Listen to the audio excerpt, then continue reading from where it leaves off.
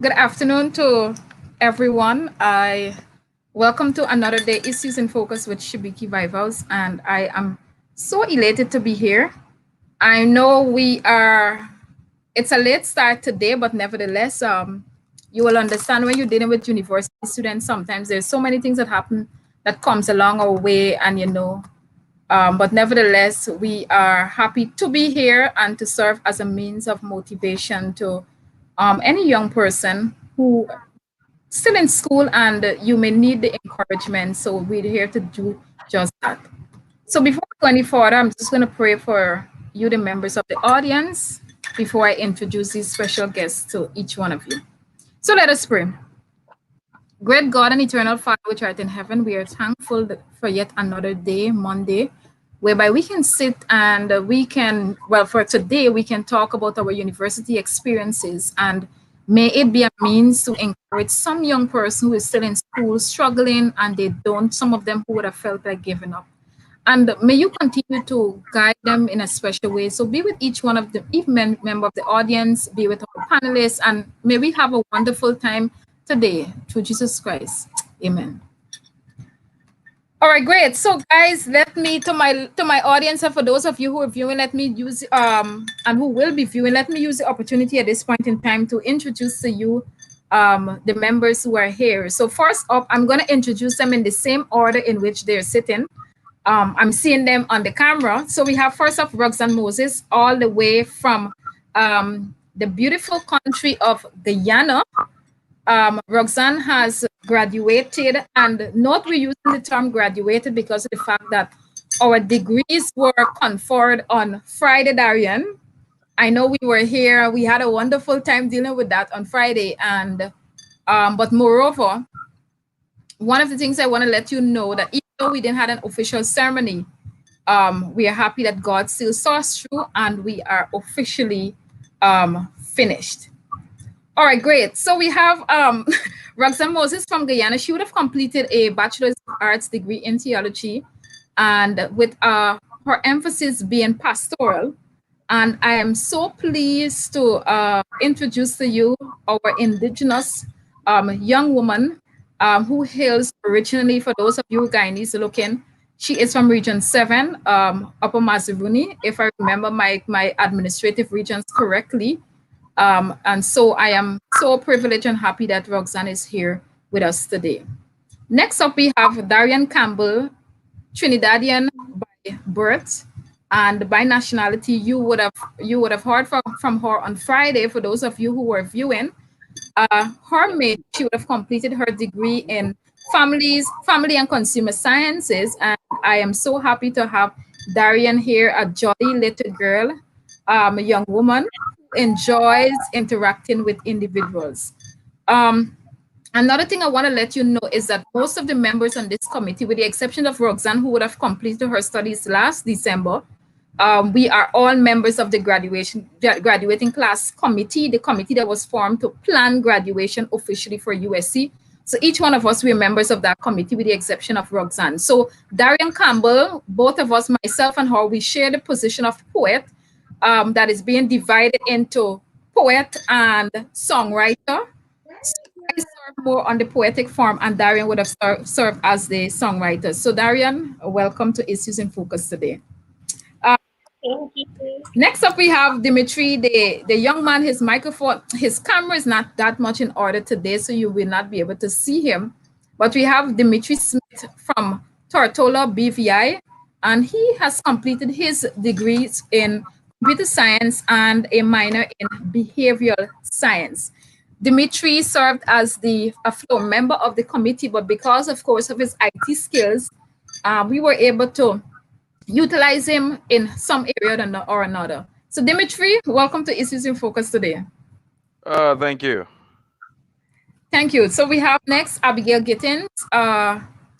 It was a while back, Abigail, I think sometime in May or June when we were doing, I did an interview with her Yeah. and spoke about her suffering from lymphoma, right? If I'm remembering it correctly, lymphoma cancer. I'm thankful to declare today that Abigail is cancer free. Thanks be to God. Amen. And she is whenever we're doing a program on cancer, I'll invite her and she will share her journey and her experiences with you. But besides that, she would have completed her Bachelor of Arts degree in English with an emphasis in communication. So Abigail served as the PRO for the graduating class committee, always the person sending out all the information and trying to be very nice in her responses to students. So, Abigail, welcome to Issues in Focus today. Thank you. And then we have Domian Neverson. He hails from the beautiful island of St. Vincent and the Grenadines. So I'm hearing a feedback. So I'm kindly asking everyone to mute their microphones.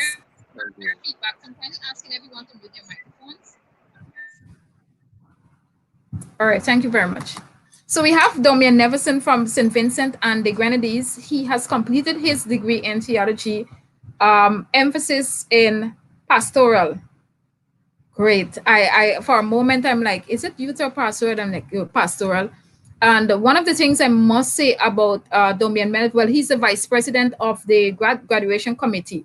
But in addition to that, he is the only person on set today that came married and will be leaving with a child. But yes, still, he was able to complete his schooling and his degree with honors. So, Domian, I am so proud of you. Domian is not living very far from where I am staying. And he came on the program once when we were dealing with marriage, and his wife was on also. So I am happy that finally you can see the journey. Oh, Kumar is here. That is beautiful. That is his beautiful, handsome son, I should say. Kumar, good afternoon. Yes, so welcome Domian today to Issues in Focus today. And finally, we have the president of the graduating committee. We have Dominic Merritt. When I came to USC in 2017, I knew that Dominic was in the associate student body, and he served several other positions. So always some leadership position. And so I know it was not surprising when the students voted him for the president of the committee. So welcome to all. So today we're just going to sit and we're going to talk. And today's program for all our viewers, I hope it serves as a form of motivation to our younger persons that nothing is impossible with God. And we will just be discussing a bit of about our journey here at USC. So the first question I want to ask us is because I'll be giving my submission too. So I'll be playing a bit of a double role this afternoon. Is I want to know, how do you feel now, seeing that your journey at USC has officially ended?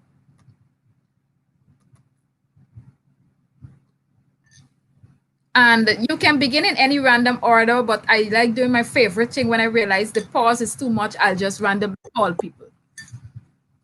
So Abigail, go right ahead.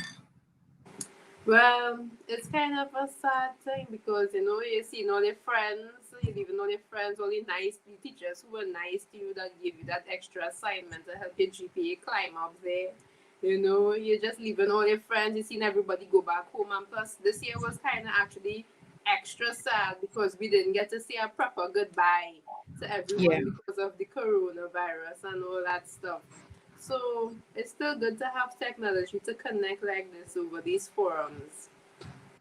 Thank you very much, Abigail. And I want to let you know, audience, too, most of us, we have on our press jersey. You may not be able to see it well, but it is, I basically took the caption. Okay, Darian is showing it there. Darian, go right ahead, press the word, the mark. I took today's program because of our jersey and our graduation theme that we would have been using. And hence we came up with the caption, press towards the mark, USC grad 2020. Yes, so thank you, Abigail, for that. Domian, what about you? How do you feel seeing that your journey at USC has been completed? I guess it's a bittersweet moment for me.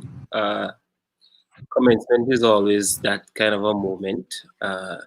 Looking back, you're enjoying or you're reminiscing on the great times that you have, but looking forward to the future. I'm a bit excited, to see where God will take me and where we will end up as a family. So yeah, I am excited Thank and you, sad Domian. as well. So, Dominique? bittersweet. You happy? Well, basically, for me, it is definitely a bittersweet moment, as Abigail would have alluded. You know, you didn't really get to say a proper goodbye to your friends and family, and friends who became family, I should say. Yeah. So it is a challenging experience, but at the same time, it is a character building one because it has helped us to become more resilient and interdependent with each other. So I'm very appreciative for my time at school. I would have met some exceptional people, including all of you. So I really enjoyed it.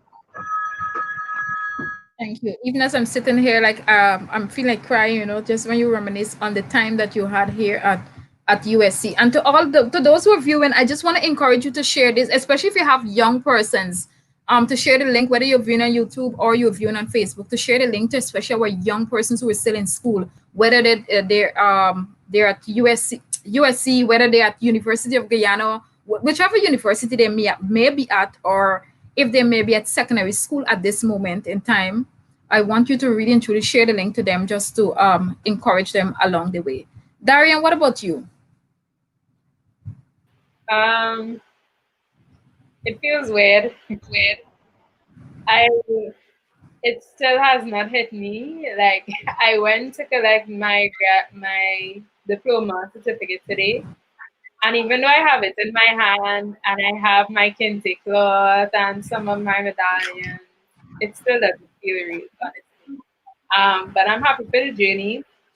It's a mixture of emotion, and I feel like over time it will become solidified for me because since we've all been separated for such a long time, I feel like maybe when something has to be done, like I start a new job and I realize, okay, you do not go to US every day for anything, then it will be like, oh, okay, this is the change that happens after, you know? That's weird. Thank, I'm a custodial student. thank you, Darian. Roxanne.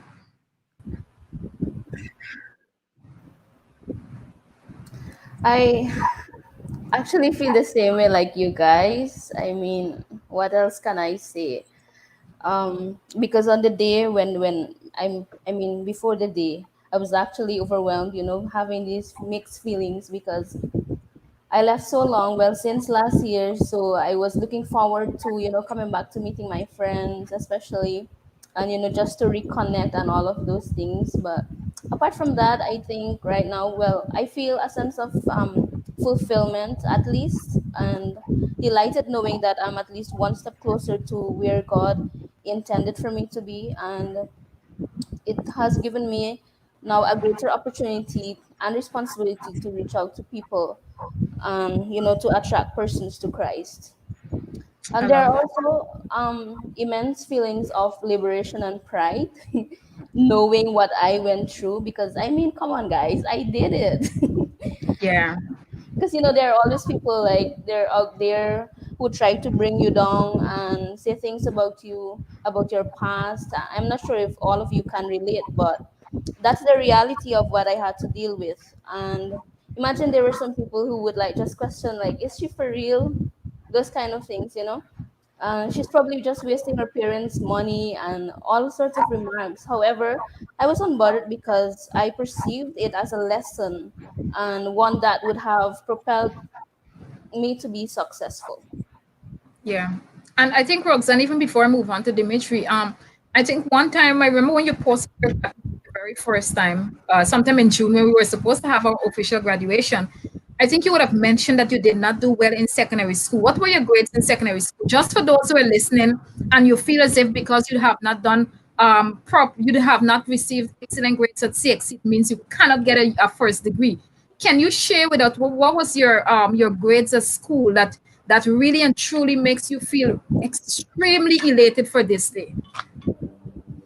Okay, so first of all, I know I had the potential to do well at CXC, but I was sick, I fell ill. Also, I didn't do much studying, I would say. like I said, I failed in so many ways because if I had only listened like to what my parents were telling me, like, you need to study and those kind of things. If I had only done that, then I'm sure I would have gotten all my grades. However, I only managed to get 3 the first time I wrote 11.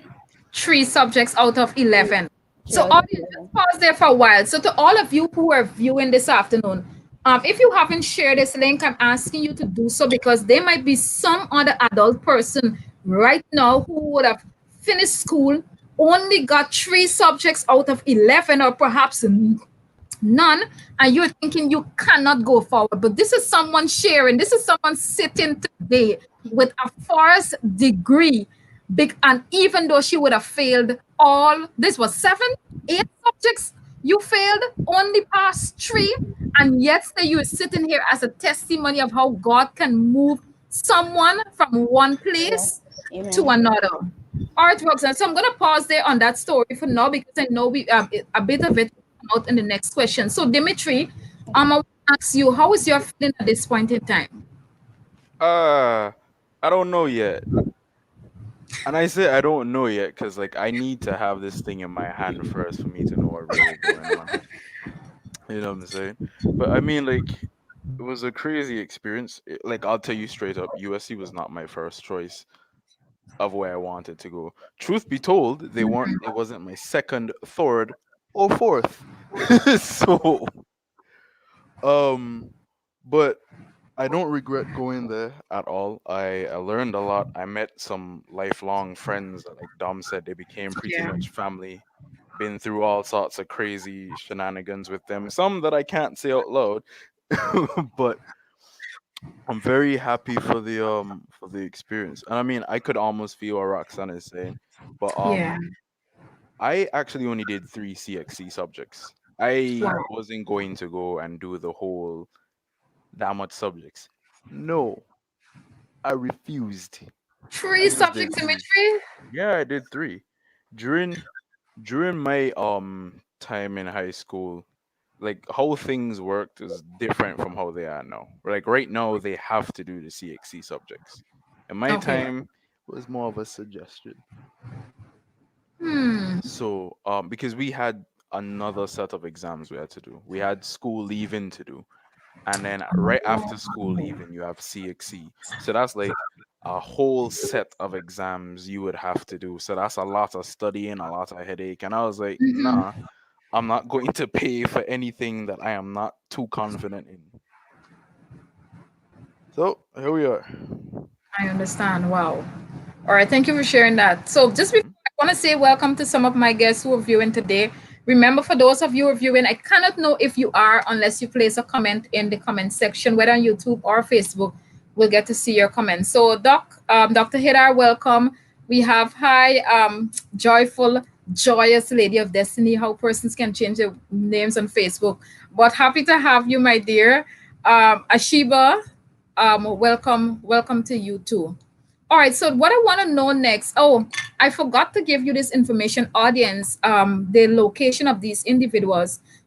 Roxanne, of course, I would have introduced her being from Guyana. Darian from Trinidad here. Dimitri Smith, he's from Tortola. That's in BVI. Domian Neverson, he is from St. Vincent and the Grenadines. Dominic Merritt is from Barbados, and Abigail Gittins is from Trinidad here.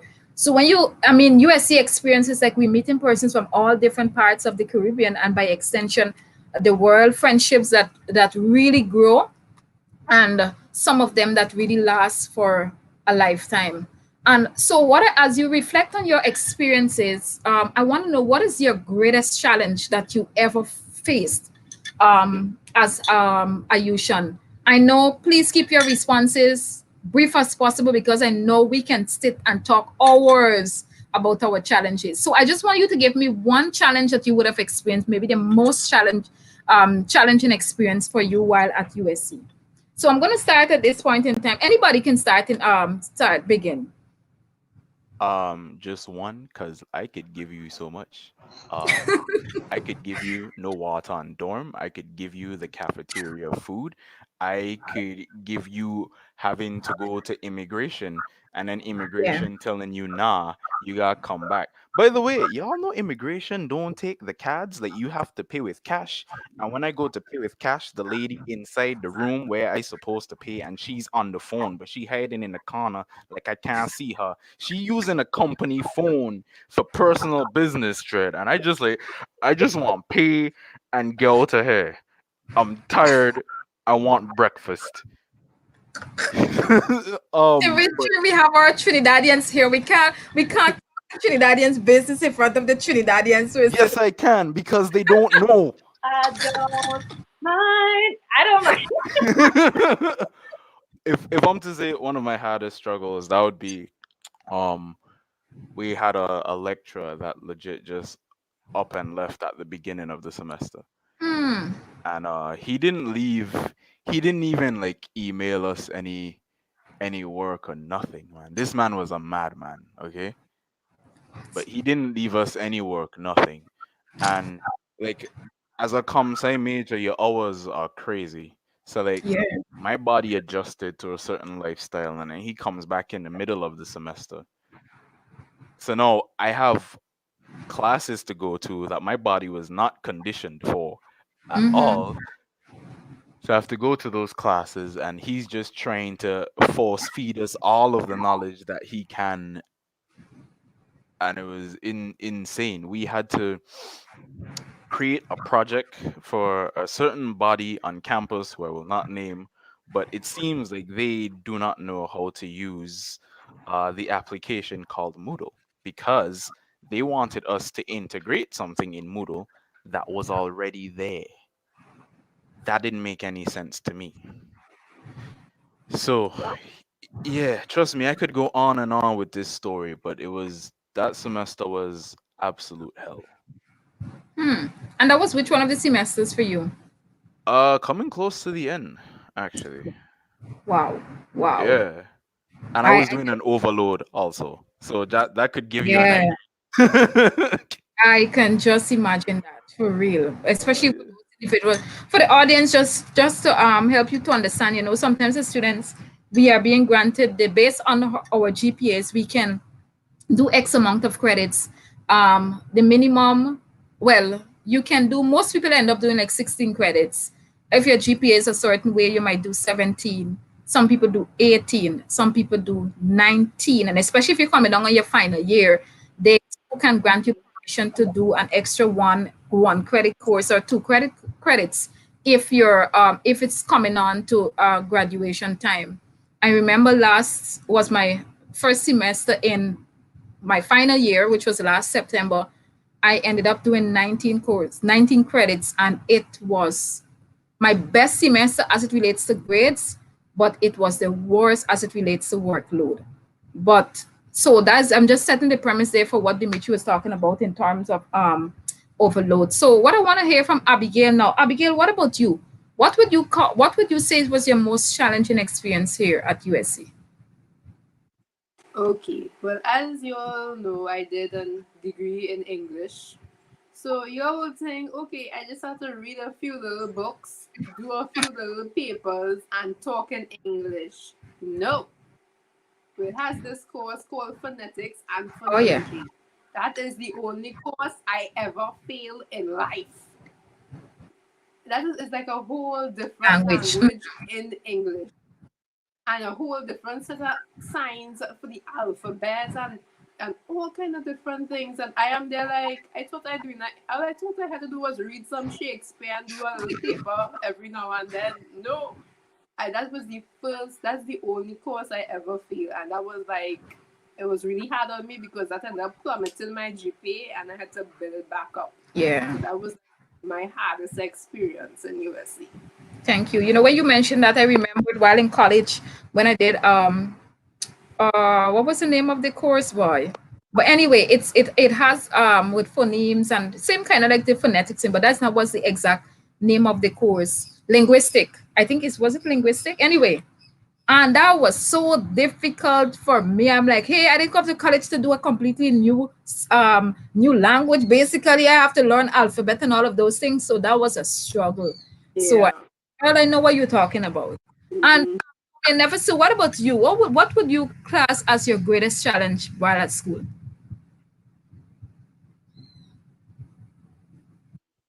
The internet drop. You said Yes, Liverpool. you.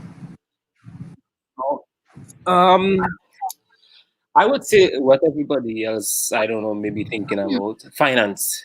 Finance was my biggest struggle.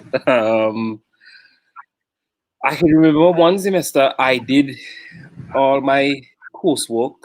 I wasn't registered. It was the semester 2017, the September semester in 2017, fall semester.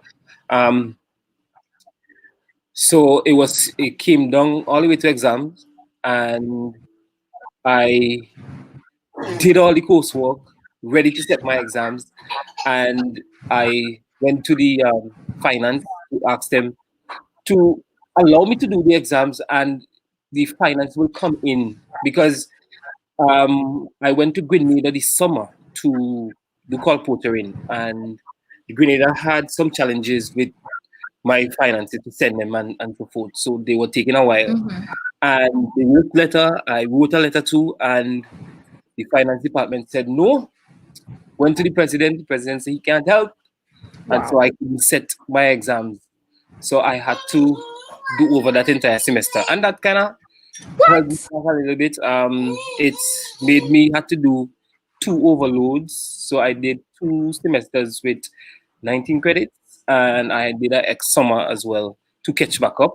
Um, yeah, and that kind of pushed my grade a little bit. I mean, Mm-hmm. a little bit, but God is good. I still finish. I am here now, and still have financial trouble. So yes, finance was my great mountain, but I'm still climbing up. I think. Yeah. I'm graduated. I still have that little mountain to bump over. You know. Mm-hmm. Yeah. Yeah. But God is great, Rico. You know, when you shared your experience, I remember sharing my experience right on this program here with it. Yeah. I was not registered. Mm-hmm. I was registered until the following semester with how when the blackout came and everything. Bro, let me tell you something. You're the second person that met me. Well, I mean, you in conversation, and I found that they had the same dilemma and they had to redo the entire semester because they were not permitted to write the exams. But for me, I was not registered, but God, oh my God, worked it out with Yeah. that wonderful blackout. And That, that semester had Greek in it, so ooh, yeah. boy, I'm a guy. I empathize with with what you went through, but I mean, 2020, you can still celebrate and say God is great, and He would have brought you thus far. Yeah. Yes. Say thank you, Dominique.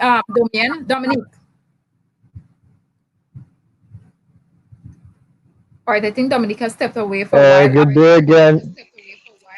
Hey, good day again. Y'all hear me now? Hello? Yes, I'm hearing you clear, loud and clear. Okay, cool. Well, funny enough, I would say that the biggest struggle I had at USC actually came down in my going into my last year. It was actually in the course of Spanish. I remember when I was just starting the course, I was having some challenges focusing in because I had a lot dealing with financially and so on. So I really wasn't paying much attention in the class, and because of that, the the grades that I was getting thus far up to that point was not the best grades at all. And I remember I coming on to the final exam for Spanish. I can tell you for a fact I knew nothing between hola and adios, and I legit thought the course was going to tell me adios in my grades. And I remember going through this whole experience, and I said to myself, Lord, what are you going to do? So I prayed that same night before the exam, and Mm-hmm. Shibiki, I kid you not, I started to read. I felt like I was Rosetta Stone. I started to remember all kinds of Spanish words that I never thought I would remember. When in the exam, I mashed it up. And that's to God be glory. And I ended up Amen. getting, I think, a B or B plus, something like that. So I thank God, Wow, man. what a story. I love that. I love it. Yeah, man. Darian. I'm trying to think of one. um, wow, I'm really trying to think of one. I feel like um, withstanding all of the issues that would have happened with classes and stuff like that, even finance, as Domian has said, I feel like one of the most irritating things, at least for me, was my own health, because the challenges I had with my health affected how I would do in a course or Yeah. my availability to be at classes and stuff like that. And I remember in my last year, September semester last year, I was supposed to start my practicum. And I started my practicum, but I wasn't able to finish. Well, I wasn't planning on finishing it in that semester. I was planning to finish it this January semester. But I guess in my lecturer's mind, she wanted me to finish it that semester. And that semester, I was sick a lot. And outside of, I mean, I was sick more specifically with asthma. And the thing about it is, when that happens, I have to take time to relax and rest, or I would cause even more harm to myself. And I remember the way that she made it seem was that I was making up being sick to miss my days at work. And what makes you think I want to pay more money to stay here longer to graduate later?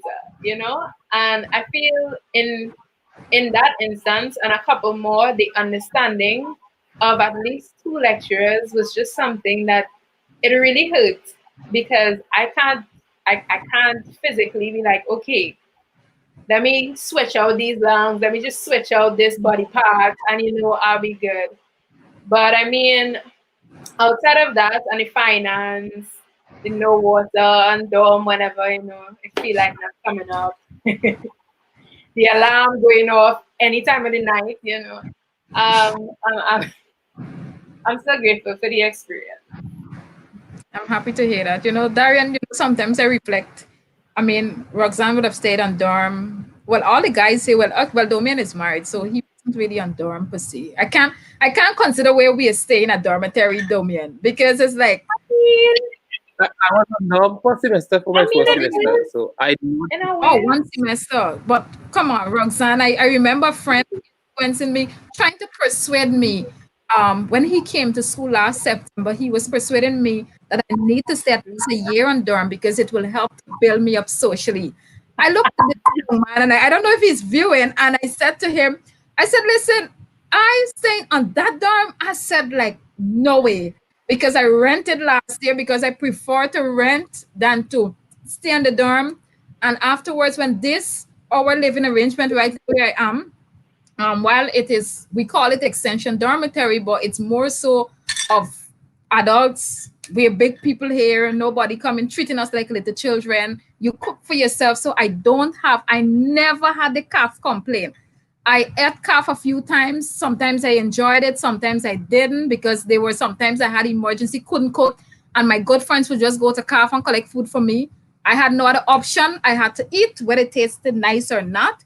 But the point is, we had our own experiences. So, girls, and for those males who stayed on dorm, I understand your feelings there, but I can't really I really don't know what you're really talking about 100%. Let me just put it that way.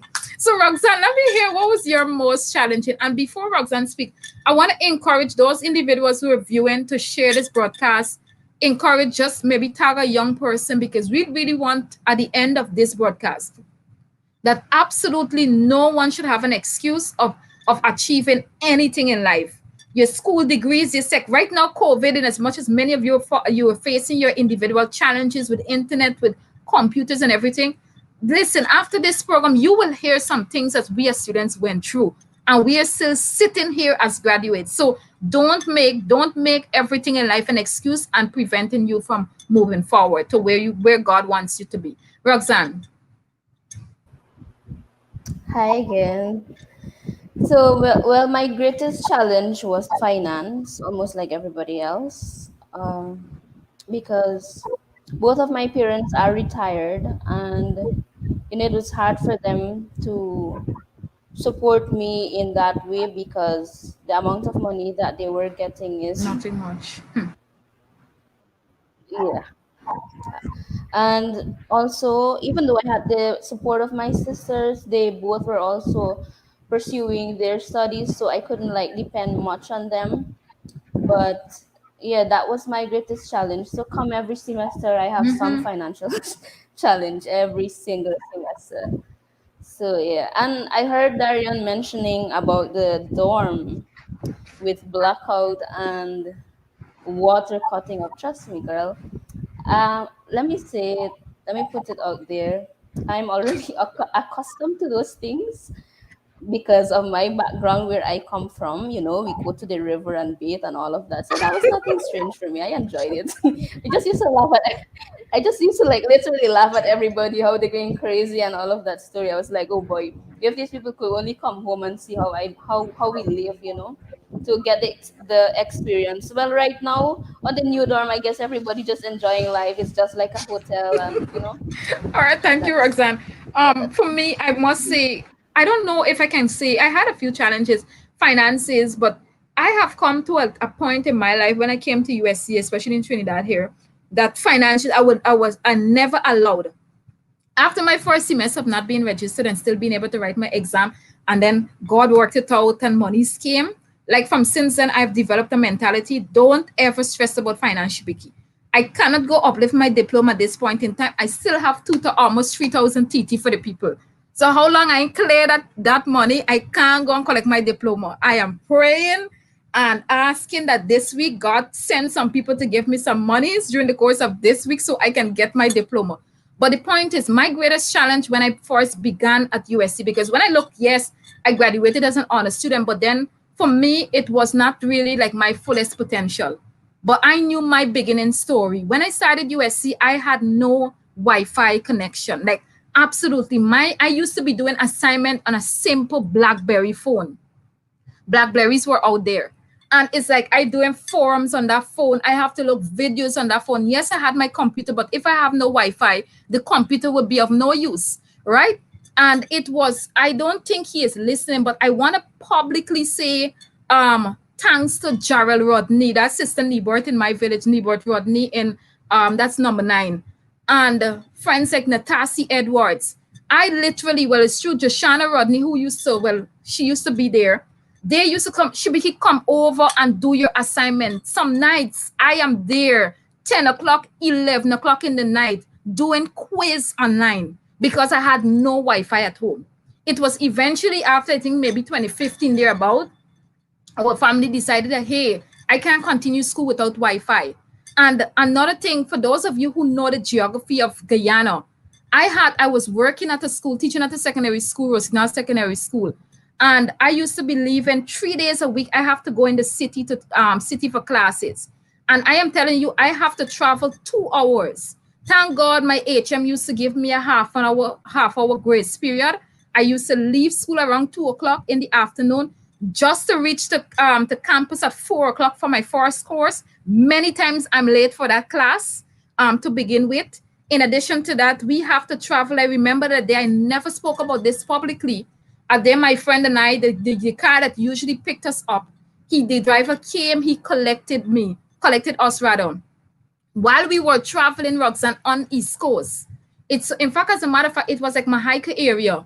It so happened that this driver, a truck, what is called those truck, with those big cartoon boxes, cartoon you call them? Anyway, one of those big trucks passed, and this driver decided to, oh, pardon me? Trailer trucks? You could say yes, one like those. He decided to go to overtake that truck. While he is overtaking that truck there, a bus, he managed to overtake a bus too. But when he overtook the bus, he grazed the side of the bus. I was sitting at the front seat. My friend was sitting at the back. It so happened that eventually when he reached a certain way, the driver of the bus recognized that, hey, he was wrong in the first place. You know what this driver decided to do? This driver decided to come in the path of the car. He now had to swear out, ended up on the other side of the road. I never spoke about that story to anybody. I don't think I ever shared that story with my family members. Went to the other side of the road. There was there was a concrete structure there with water, like a deep, like kind of like we would call it a drain in Guyana, but it was big enough that a car could have fit in there and nobody would have survived. And the driver suddenly make an abrupt a stop, and then of course they had a confrontation between the bus driver and the car driver. But we were there, shattered in that vehicle, don't know like, oh really, but it was all due to going to classes, traveling, the risk of traveling within those time, going to classes, having to stay by people in the night, travel up early morning to classes. So my most of my struggles and my challenges came from the beginning of the journey. And I am a person, I never used to explain and tell everybody the challenges I'm going through. People like know, oh, I need finances. But the actual struggle with assignments and the actual struggle with internet and all of those things, I never told anybody. I was contented at one point with a B grade. So when I got B a semester, Rico, it was like I passed. But I never knew, nobody never spoke to me about GPA. For me, by God's grace, whenever I get back home to Guyana, I'm addressing young people, I'll be talking to them serious about these things. So it's like when I saw a 3.0 GPA, I felt satisfied because for me, I do reasonable. But I guess I was looking at my challenges that I went through to reach that place. And I'm comparing that A, even if I don't have an A, it doesn't matter. But when I came to Trinidad, it was different. Everybody was so big into grades. I remember the first honor convocation, guys.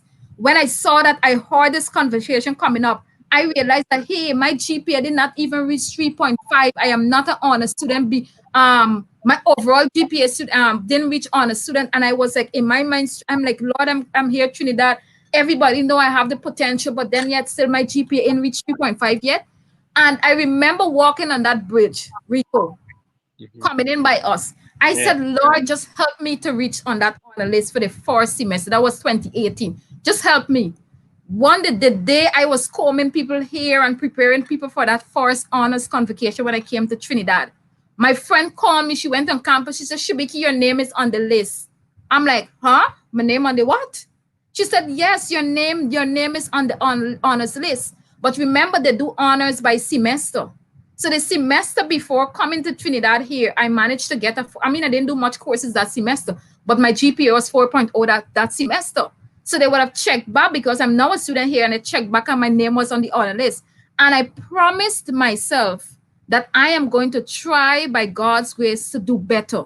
Because then in my mind, I had to think about that a B is not all there is. You can do better than that. And I want to encourage even to our viewers this afternoon, I don't know what's your challenge is, but the point is, we are now here. And we are, through the help of God, we have overcome our obstacles. We have overcome our challenges. And each and every one of you, you can do the same thing. And so I want to know, at any point in your journey, have you felt like giving up? Go, Dominic.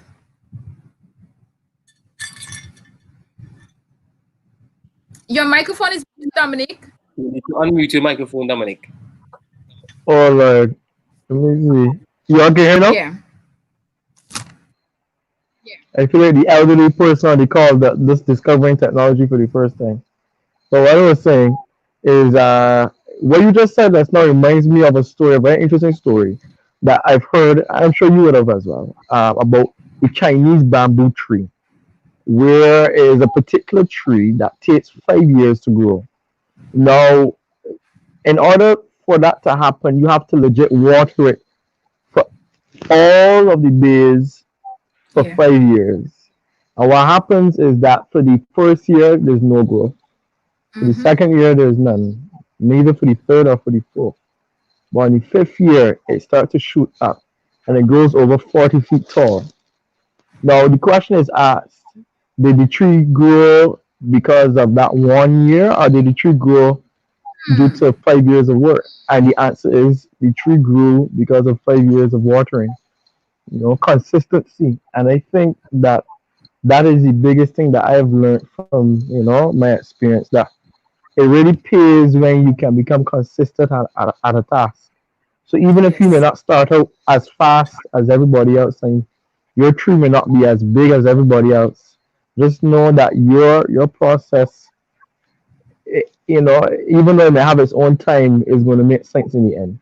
Yeah. So keep watering your dream. Keep every day working at your craft and keep at it. I love that. I love that. And that's why, Dominique, for those of you, people would have been tuning into my bamboo series that I was doing, Devotion. It was because of the fact of that same story that I would have read. I got a keen interest in the bamboos. And also, of course, when you look outside, the first thing that I see here on my nature arena is bamboos, right? And it's an interesting study. And for those individuals who are viewing, I guess you can just take a look, read upon it, and you will find some excellent life application lessons, not only for um, your academic journey, but also in your other journeys in life. So, at any point in time, any one of you felt like giving up?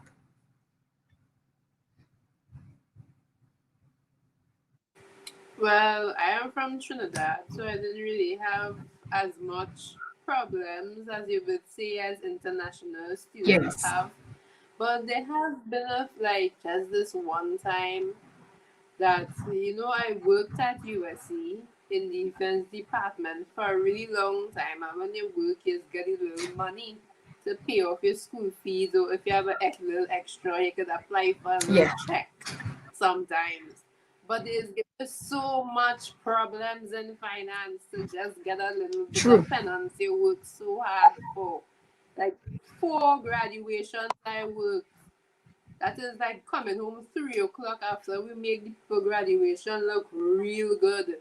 They can't even give you the little bit of money you work for.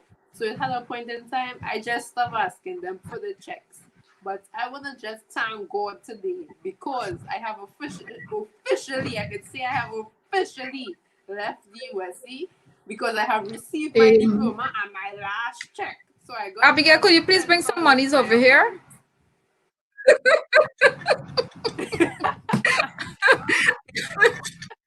All Oh, right, I'll thanks. take that. Don't worry. But I just like how much Just pressure get a does little give bit. you just to get a little bit of money that just frustrates you to the max. So that is my little Yeah, stress. But I know you we all have have a lot to greater deal with. stress now. Daria, what about you? I mean, let me take the note and the other Trinidadian. What was your have you ever felt like giving up? Um, I think in 2018, around May, when I came back from the Barbados trip with USC Music, I I was hit with a lot of emotion because I realized, well, I was finally able to do something that I always loved, which was to be in a choir, Mhm. because I've been in choir since I was a little kid, and I really enjoyed music. Like I enjoyed struggling to get the C major scale on a saxophone more than what I was doing in my classes at the time. And it kind of scared me to say that out loud because I knew that it had been 2 years already of me coming to school and doing the degree that I did. And I think at that time it hit me. I was like, oh my gosh, I don't know. I don't know if I could continue because I was having more fun and Music. enjoyment in doing that than my classes at the time. And I inevitably made the decision to continue in my degree, but to still do music every semester after that. That was like my I love coping that. mechanism. All right. So anybody else, between Dominique, Domien, or Roxanne, any one of you ever felt like giving up? I'll go first. Yes and no. And I say yes because it's on the basis of viewing this course from a different perspective. The fact that is that we can reach out to people for Christ through different means. It doesn't matter who you are, whether you're a doctor, whether you're a nurse, whether you're a teacher. And well, because of the course that I was doing, I thought only through that alone you can reach out to people. Hmm. So that's the reason I said yes. And the other reason is that the reason why I said no is because I reminded myself of why I started in the first place. So Yeah, I needed to persevere through the completion. I love that. I love that. Thank you. Domien, have you ever felt like giving up? I wouldn't say give up, because give up seem like um, yeah, I don't think it's in me. But I remember when my wife got pregnant with our son. Um, that was that was one of those moments where I said, "Boy," I think. So at that moment, I wanted to postpone, or to pause. I wanted to pause. Hmm. Um, that was a tough semester, very tough, because um, we didn't plan for that. It wasn't our plan to have a baby. Um, obviously, guys. You don't want to put any more pressure. But I spent some years away, some months, sorry, it felt like years, months away from my wife. And then I came back home, and Shibiki and Kadik, blight me and tell me, I'm going to get pregnant. And I got pregnant. So I blame Shibiki and Kadik. I joke. But yeah, that was a semester where I really felt as though um, the mountain was too high to climb. Yeah. And I was thinking about providing for my family and providing for school. And, the little change that we made on incorporating in the summer couldn't do both. So Never. I really thought that I should have like postponed. But God met the challenge. I must say God met it. He literally answered our prayers. And I think we were so blessed and highly favored. Persons chipping, persons just rallied around us, and I could have continued and kind of yeah, I enjoyed the time, the semester after, the semester after, which everything just kind of fall into play. We kind of got everything that we needed for the baby, and school could have run smoothly. So yeah, that's first semester when it happened, like when my wife said, "Babes, I think I'm pregnant." I was like, whoosh. But afterwards, I realized, it's God timing. It's not my timing, God timing. And we have a bouncing, lovely baby boy.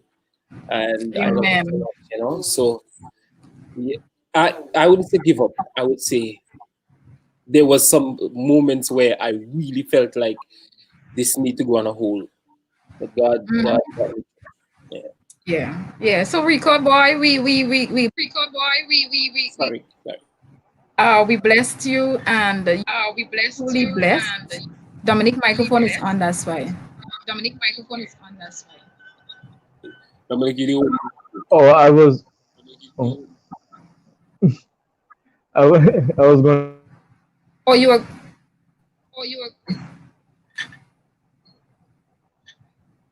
Hey, y'all can hear me, right? Yeah. Right. Well, I was just going to make a point after Rico is finished. Rico finished, right? Okay. Right. After Rico was making a point, I did have a point. I have many points I wanted to give up. I have many points. And the first point was when it came to USC, I wanted to give up. I was like, nah, this is not for me. Because I had just come from working back home for 5 years. I had actually started USC way back in 2009. I was going to do computer science, and my mind had completely switched from that. So I had finished about a year after I had just quit school altogether. I know my GPA was very low because I was doing a lot of stupidness in the class. I wasn't really paying attention. And I used to skip class, skip exams, all kind of craziness. Because I mentally wasn't there. My mind wasn't ready for school at that point again. And I remember praying and asking God, show me what's my purpose, because that was around 2013 then, and that was what, 4 years after. And when I did that there, then God just started to open up to me what his purpose was. So I started USC. My first semester, I was supposed to do, well, I think 14 or 16 credits. I then went a week afterwards and I tell the woman to take off half of those, so I only did 8 credits because I I was kind of lazy. That's the truth, but a lot of people don't know that. But I was kind of lazy. My mind was never on school at the beginning, and so I had to take time and build up that Mm-hmm. resolve. To that say, you know what? Let me cross that path and things. So I thank God too for the moments, for the good couple times that I was on the, as Shabika's point out, on the honors roll. But at the end of it, it showed me too. And although I didn't necessarily graduate with the honors per se, I do know that it is far less than my potential. But I can safely say that graduating over 3.0 or something is still something that is significant. And it shows you too that when you decide to apply yourself in any area, God really does help you through it. And because of that, then it has propelled me to be able now to actually do my postgrad studies and to start it this semester. So I just Beautiful. thank God because I know that what happens, before is not going to be a determinant of what's going to happen after. That's Life right. is really a progression that God allows you to go through. Thank you.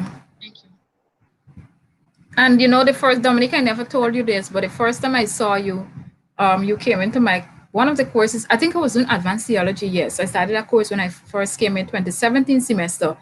And when Dominic entered the class, it was Rico. Imagine this class started 1:40, I think. Dominic came in this class after almost 2:30. And I look, this is the first time I'm seeing him, right? And I'm like, this boy is a theology major. This boy is serious, right? And that was like legit my first impression about you, Dominic. And it's like afterwards, I'm like, okay, several classes, this boy coming in late. I'm like, nah, boy, this boy could never be serious about school. You can't, I don't care what position you have on campus, you can't be coming into lectures class. And it's like the lectures didn't really care. He walked in, afternoon, sorry, just watch, go sit down with your book, something. Sometimes you don't even see Dominic walking really with a book. And I'm like, oh, bro, boy, this boy is serious with school. So you see, now I'm listening to your story. I'm convinced that even up to that point, you weren't that serious, but you're an excellent student. Yeah, I only became serious, I would say, on coming out to my last year of school.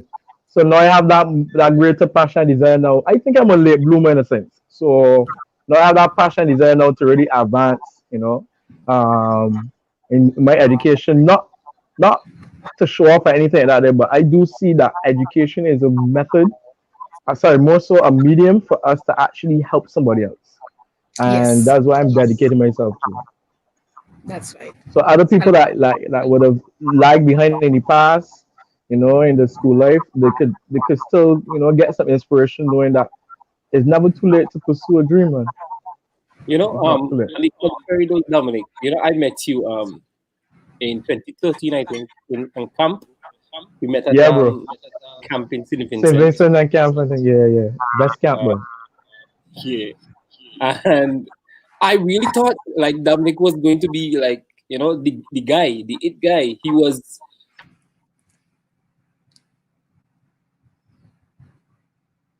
oh, Rico connection gone a bit. All right. sorry, yeah, sorry, my internet dropped there. I Mm-hmm. he he was like the guy that everybody wanted to be on camp. And all the girls wanted and all the guys wanted to be like. So when I came to school and I saw Dominic, I was like, this is not the same guy I met in 2013. Yeah, he was more focused then. I don't know what went on, but I guess you're here now, and I guess God would have worked Amen. and still working on you. So yeah. I like that. And so, guys, what would you, when we look at all of our challenges and everything, what would you say was like your biggest motivation? Let's be very brief with this one here. Who or what was your biggest motivation while you were in school? Okay, let me just say this. We understand that God has motivated us and God has been encouraging us.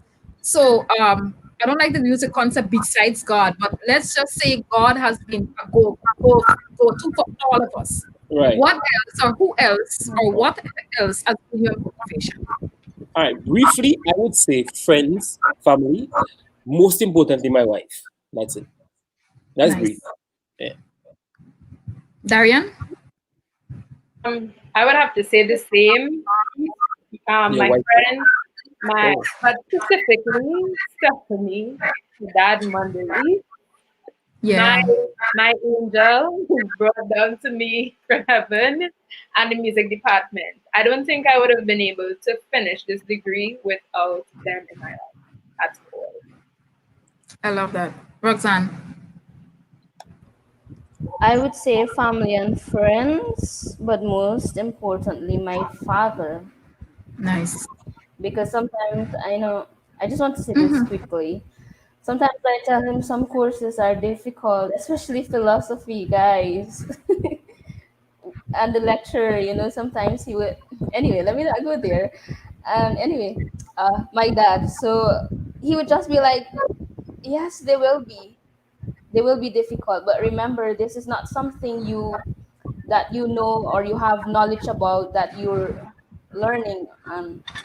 He always motivated me with the words, "I know you have the potential, you can do it." So when I reflected, I can genuinely say that he definitely pushed me to the finish line. Nice. Dominic.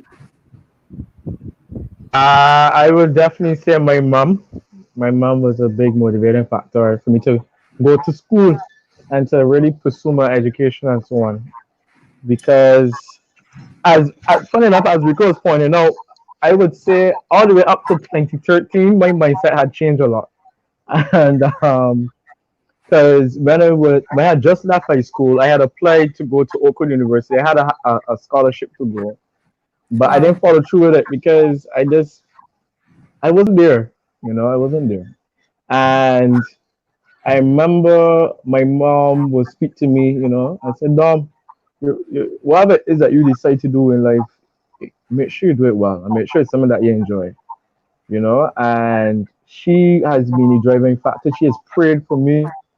She has motivated me in so much different ways. I see a strong person in her, and it has helped me to be able Mm-hmm. to take that strength for myself too and to stand up and be counted. So yeah, man, definitely my mom, some of my friends, my girlfriend too. She was on my back a lot too. So I'm thankful for them. Beautiful. Abigail. I would like to say my parents, mostly my mom, because my mother has like 5 degrees, and she's like, no, she legit have 5 degrees, and she's be like, go to school, get an education. If you get an education, nobody could take that from you. Nobody could make style on you once you have your education. Mm-hmm. So it's mostly my mom. Lovely. All right. For me, there's so many persons because they play a role one part of the other. But my immediate family, mom and dad and siblings. But besides that, my church, my local church family, I saw Odesia just put a comment there. Um, Sister Joyce and Sister Geraldine. And I had two pastors who were constantly support Pastor Smith and Pastor Osley Edwards. And of course, to the extension. So it's like there, but my dean, you see, when I came here, Dr. Fast had always liked me since Dr. Fast met me in 2014. So when I came here again in 2017, it was like an easy transition because I would have met him already. And I remember it was that first honest, no, it was the second honest convocation. I did the welcome address, Rico. I can't remember. I know you were on the provost list. I remember that particular time, and I did the welcome address. Poor me, I have not even started the assignments for the semester, and it was already April month. I ain't do nothing. And this kind of lackadaisical attitude. And Dr. Fast, after my speech, you know what he said? He said to me, he looked at me, he said, Shibiki, you are a brilliant girl. You are an A student, but you are not focused. He said, I enjoy that speech. If you stay focused, you do so well. You won't believe me, guys. I went home and that remark from Dr. Fast keep ringing in my head all the time, all the time, all the time.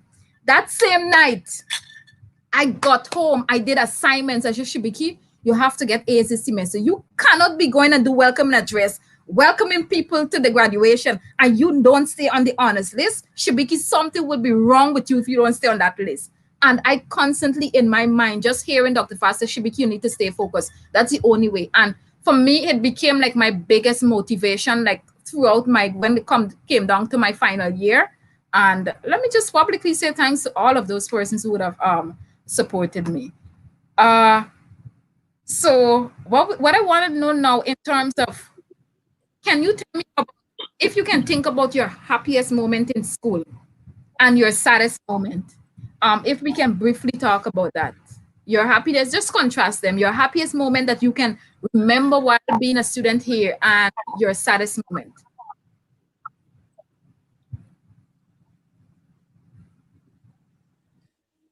Uh, uh, Happiest moment. There's a lot. So if there's a lot, I think I guess I don't. The birth of my son was one of the happiest moments. I mean that happened last year, uh, and it was one of the happiest moments. But if I could consider school, like really what happened in school, I would say when I just came. I think I came actually the 1st of December sorry, the 1st of January, 2016. Yeah, and when I came, I met Jason and a few guys on the dorm, and Jason took us to queue up to buy doubles, and then brought us to do some work. And I don't know, at that moment, I felt like I was just invited to a family, and that moment, it's still in my head today. I don't know. It was just one of those moments where you realize that you are in a new place and these people kind of just accept you. Oh, who Yeah. they see you to be, not knowing your past, knowing anything. It was just one of those refreshing moments to me. Mhm. One of the saddest moment before I came to school. There was this father figure in my life. He would have pushed me and tell me, he was like the Dr. Faz for me and telling me, you can do more than what you are doing right now, Rico. God is calling you to this ministry, and yeah, I think you should go. He literally pushed me to go, to leave St. Vincent and come study. Um, yeah, he was there at the airport, I think. So when my mother wasn't there at the airport, he was there. So he was really one of those inspirations. And last year, September, he passed away right in Trinidad here. So Wow. that was one of the saddest moments. I was in a class when I heard that he passed away. I didn't even know what to do. So I remember that to be one of the saddest moments in school. Yeah. Um, yeah. Yeah, I think that's the saddest and the happiest I can recall at the moment. But there was a lot of happy moments. USC is a wonderful place with wonderful people, and yeah, Thank yeah, you, Rico. no So problem. while we take, before I take the others run off, I just want to, by the way, I want to welcome all of those individuals who have viewing, those who have commented. Pastor Hines, I don't know if you're still viewing, but it's good that you're here with us, or you were here today. Melvi, good to have you. Um, hey, Madam Pierre, it's good to have you. I hope to have you one day on my program. I'm happy that you're viewing with us this year and Ronald Ford. But I want to put this comment for Ronald Ford. He said the happiest moment is clearing his financial account. I don't know how that feels yet as yet. And the saddest moment, sitting at home alone on Friday and realizing that all the friends I made are now scattered and never really got to say goodbye the traditional way. Yeah, we were all anticipating, and that's why most of us as grad committee members, we were planning, we were doing so much, raising finances, trying to do things to make grad 2020 the best. But unfortunately, it didn't happen.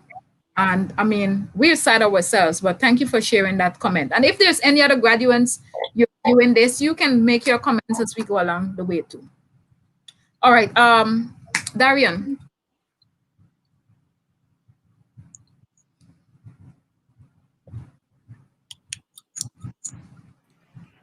Okay. I think my happiest moment was starting. was at the beginning of my journey. I mean, I've had a lot of happy moments after that, but when I first came to know about USC, I found out from my best friend, and it was maybe 3 or 4 months before you could register, like early registration. And I prayed about it, I thought about it, and I decided, you know what, I'm going to USC. And after that decision was made, that was it. I firmly believed I was going to USC. My parents said, sign up for UE too, sign up for UTT, you never know. And I'm like, I'm going to Yeah. USC. It doesn't matter.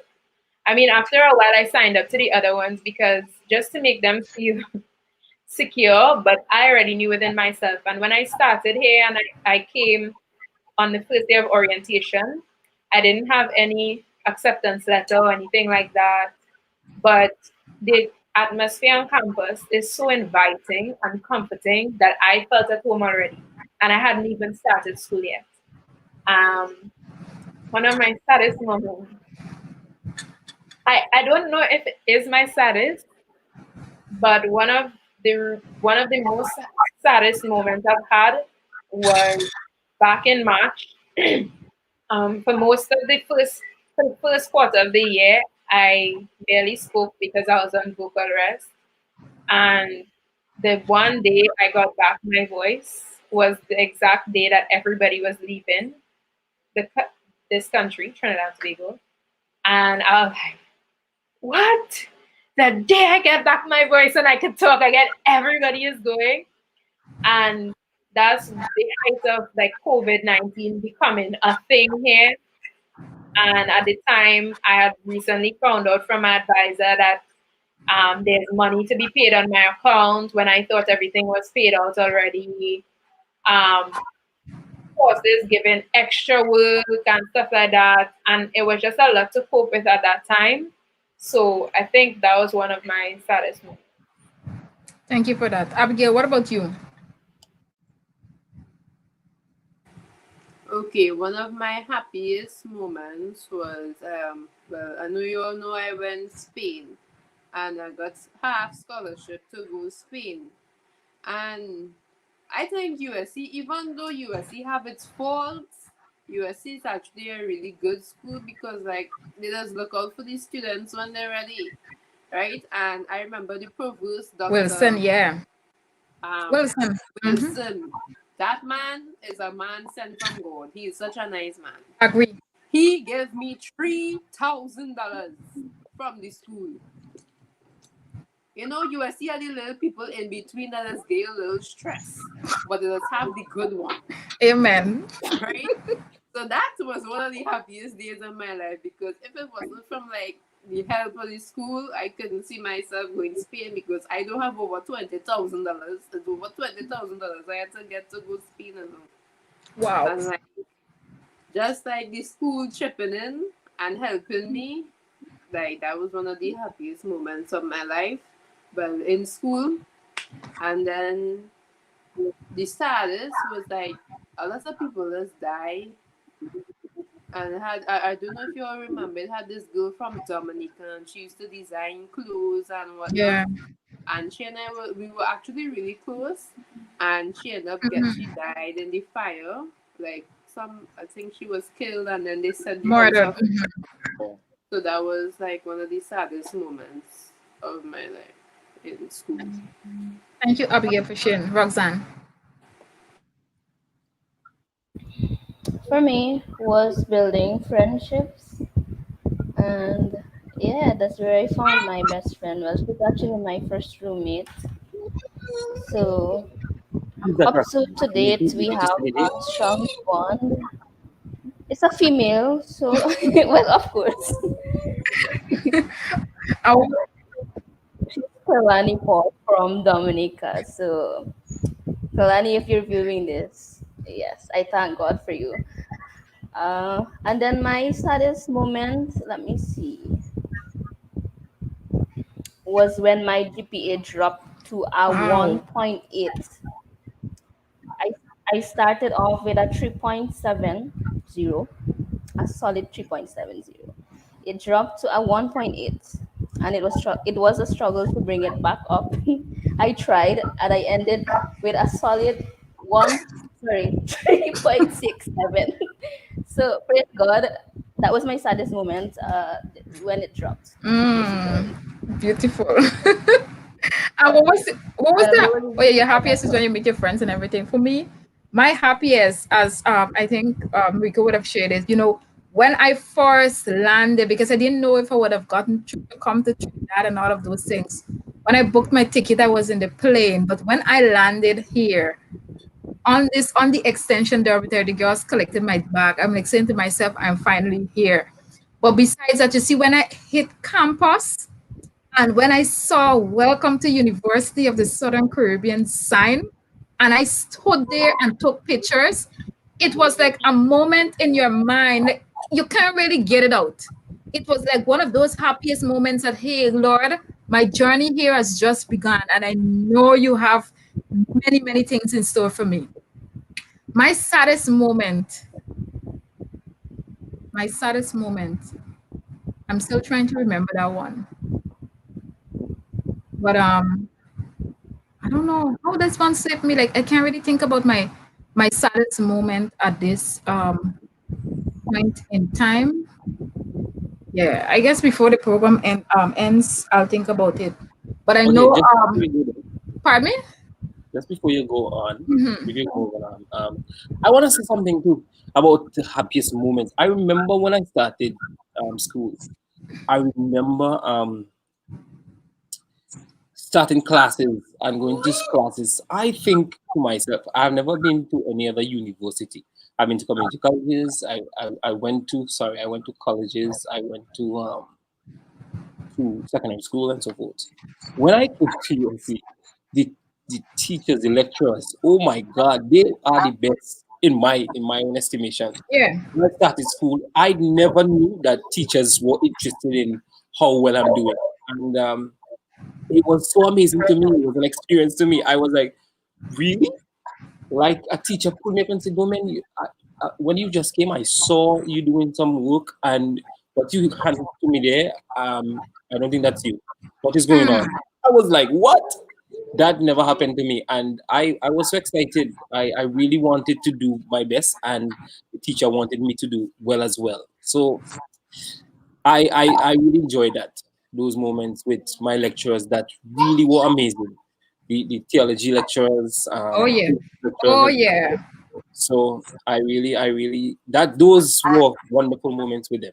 I must say that. True. Yeah. And now I can think about my saddest moment as you Yeah. after you said it. I was 2018 Christmas. It was the first Christmas I ever spent away from home. And I was renting and I was there alone. And knowing that Christmas Day I went and had fun, lectures invited us over. But then when I returned home to an empty house, movies, nothing couldn't fill me. And I cried 2018 Christmas night. I cried and I said, I'm never going to do this again. I'm not going to spend another Christmas in Trinity. It happened again last year. I spent the Christmas in Trinidad, but it was different last year because it's like I purpose in my mind, Shibiki, this is your final year for school. You're going to enjoy your Christmas in Trinidad. Just enjoy yourself. Yeah, but 2018 Christmas night, I didn't tell my family, but I cried that night because it's like Christmas was such a joyous time for us to meet, watch television, watch a movie that night. But nevertheless, it's all over now. Hoping to be back to spend my Christmas with my family. And can you share one study tip that you would like to share with our young people? One study tip that you would have employed over the years. My tip is make friends Hmm. because friends does help you in your life. Make friends with everybody. Make friends with the bus driver. Make friends with the security because security dropped me home numerous Oh amounts yeah. of times. When I could go home late at night, make friends with them. Once you're nice to them, they will do anything for you. Make friends with the people in the cafeteria. Make friends with administration. People is be like, oh, administration is stress. Even though they stress you, make friends with them because just because you're nice to them, they will end up helping Oh you. yeah. Favorite girl. Right? So that's it. And make sure you make friends with Dr. Bowman. Make sure you want him best as friend. How much time I go in his office.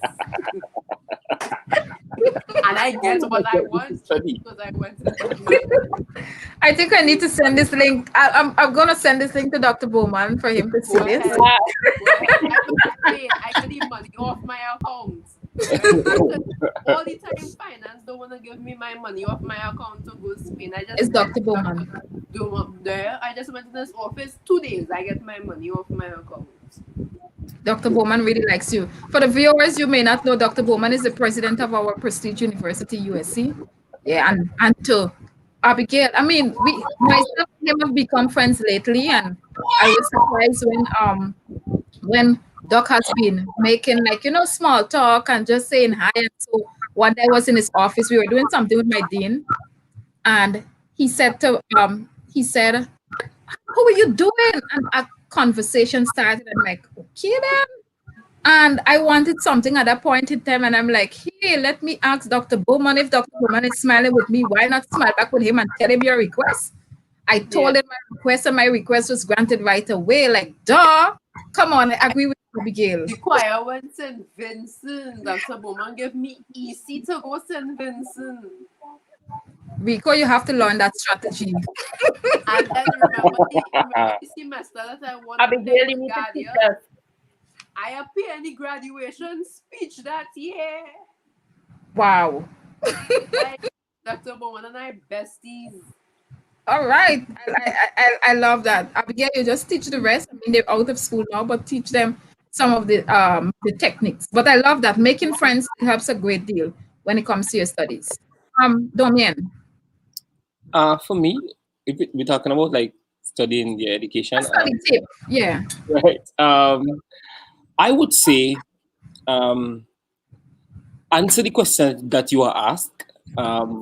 Also, study in advance. Don't wait until exams or quiz to study. Keep at your work. I guess know yourself as well. When you know the way you understand things and the way you learn, you tend to do better. When I guess I think Roxanne spoke about it earlier, saying that she didn't get a good. She only got 3 subjects, I think. Yeah. I got more than that, but I didn't do well, or at least I didn't do as I should have. And one of the reasons why I didn't is because I didn't understand how to study for my own self. I was using other people's method. But find out what is your method to learn, what is your method to understanding things, and how you can answer questions. So the better I am at answering the question that I'm asked, is the better my grades are. So yeah, I would tell you that study in advance and answer the question that you are asked, not the one that you want, because people be answering questions that they want rather than what they were asked. Yep. Valid contribution. Darian. My number one tip is rest. Sleep. Okay, because at least for me and for some people that I know, it's I mean generally it's really important, but I feel like in university a lot of students say no, I have to stay up and I have to spend so and so amount of time until 2, 3, 4 o'clock in the morning, even though you have an exam for 8 a.m. That was never for me. I think after CSEC, my body was like, Darian, you're doing too much. Rest is important. Rest is more important because when you are rested, you can retain the information that you study. Yeah. And another thing I would say is sometimes it won't work for everybody to just sit down for an hour, 2 hours straight, just trying to go over work. Take interval breaks and make sure that you try to eat. It's sometimes difficult for university students, especially dorm students, especially the dorm students who don't like to eat carb. But it's really important to have your meals, take your breaks, make sure and rest.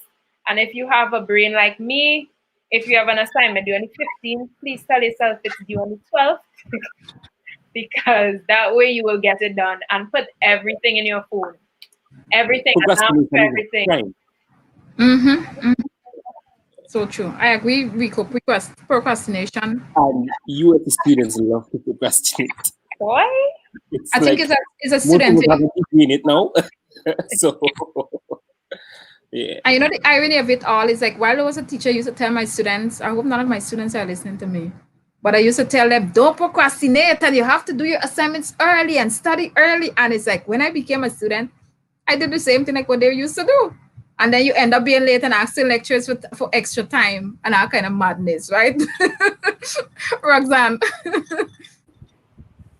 Well, I would say to everyone, pray and ask God for the willpower, to stay Yeah. focused, because without him you would lose focus. And the one thing that helped me is journaling. Guys, once you organize yourself and stick to it, you will get things done. And it's not just for that, it will also help you in the long run, like when you now leave school and you get opportunities, job opportunities, and you're working, and so it's going to help you. And yeah, that's that for me. Yeah. All right, great. Thank you, Roxanne. And my tip to you, of course, besides consulting God, if you don't understand something, seek help. If it means going and talk to your lecturers or for them to explain something, even while sometimes moments while you're studying for an exam, something may not be that clear to you. Consult your lecturer. If you have a piggish lecturer, just check with a good friend, a brilliant friend who you know that can be able to explain the concepts to you. Do that, and it will help you along the process. And the final two questions to go. I want you to share. Can you share one of your most memorable experience here at USC that God would have intervened? Briefly, too. I decided to go first because it's kind of, let me see, I'll try to make it short. So, guys, it was in the year 2016. Yeah, I gotta sit back and listen to Roxanne long time story now. That I owed the school again. It was over two.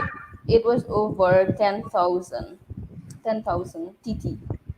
And when I was returning, I was only taking finances to clear that account, the balance that I had for that semester only, and none to pay for the next. Imagine that. So my father and everyone in the family, of course, were worried because I mean, where am I going to get the monies from? And so I just told them, I said, guys, just have faith in God and God will intervene. Yeah. And I remember praying and fasting and praying before before I returned to Trinidad. And I was still at home when I fasted and prayed, of course. And so I left everything in the hands of God. And when I came out to Georgetown, I said, let me check my account balance to ensure, I'm carrying the right amount of money and so forth. So I did, and when I opened my account, actually kind of like I'm seeing an empty slate, like, but where did the favors go? Because it's 10,000 and 10,000 plus.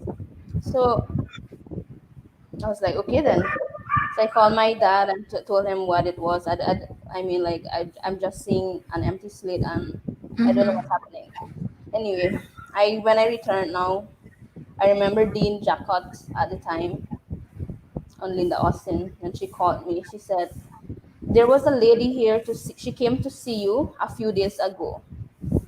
And I asked who was she, or who is she, because I don't know what's going on. And then she was like, oh, she said she has indigenous roots and she wanted to help somebody of that background. So that's what she did. Apparently, she was a lady from States. I don't know who she is up to now, and I need to get onto her still. So Wow. God really did see me through. He intervened. That was a big one for me. So yes, that was a memorable experience for me.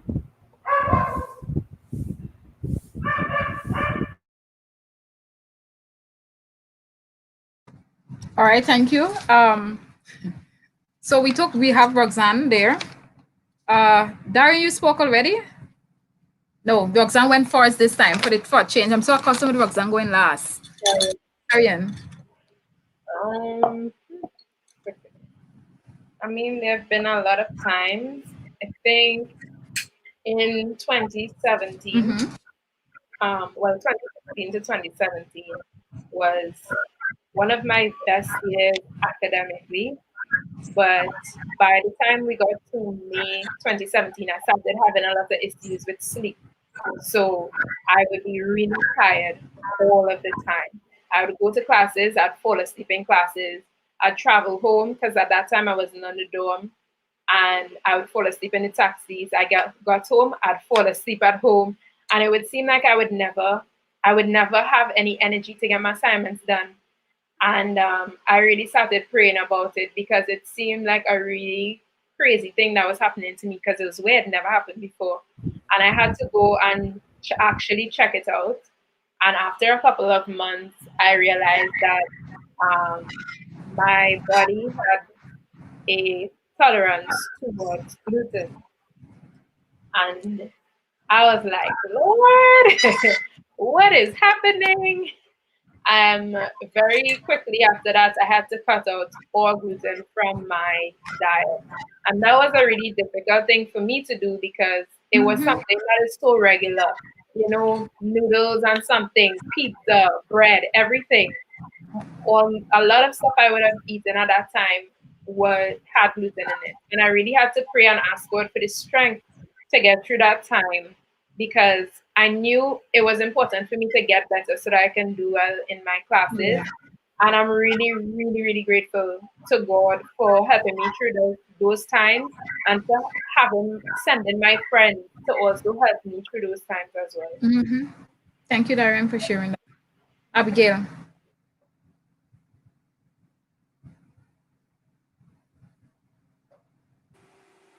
My mic was off. Okay, my most memorable experience was probably my last semester, God allowing me to finish school and then find out Yeah. that I was sick with the cancer. Because if I had to like do school and like go through treatment, that would have been stress. I wouldn't be able to function, period. So I would have to stop school, and that would have probably stressed me out, and I'd probably graduate 2024 or something. But I just want to thank God that like He pulled me through and allowed me to finish Yeah, I school thought before about I that had to many do times. I'm 12. like, look at this now. Abigail finished school in December, and then is when discovered she had cancer later on. Like, wow, that gotta be God because I mean, you all the time. Went Spain, went London, went Scotland, went Guyana, all in one summer. And then find out, I said, if something happened to me out there, what would be my situation? Well, God always intervenes, eh? Thank you for sharing that experience. Domien. Okay, I'm looking all over the place for like a specific one because there's so many.